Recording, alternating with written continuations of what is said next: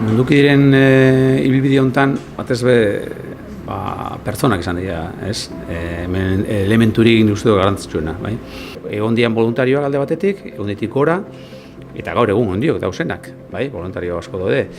Eta gero kooperantia be bai.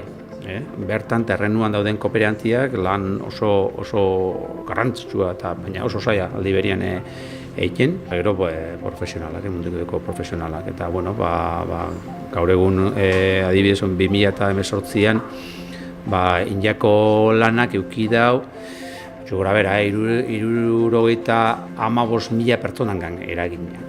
Osea, ja inpaktua garrantzitsua. Mundukiden aurreko urtean onartu genuen plan estrategiko berria eta 4 erronka nagusi definitzu genituen, ez? Arizmendiarritak esaten zuen bezala mundu ez zaigu eman kontenplatzeko, eraldatzeko baizik, eta Mundukiden erronka nagusietariko bat horixe da, eraldaketa soziala.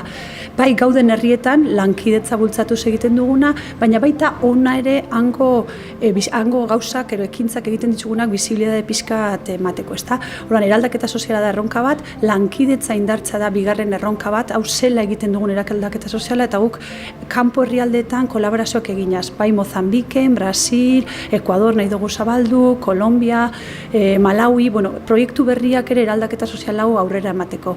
Eta hau nola egiten da? Beti bezala finantzazio jasangarri batez, 3. erronka dela, eta 4. eta berezia dana pertsona konprometituekin. Gure oinarria hor dago, pertsonak eraldatzea baita eraldaketa sozial hau gizartean eragiteko.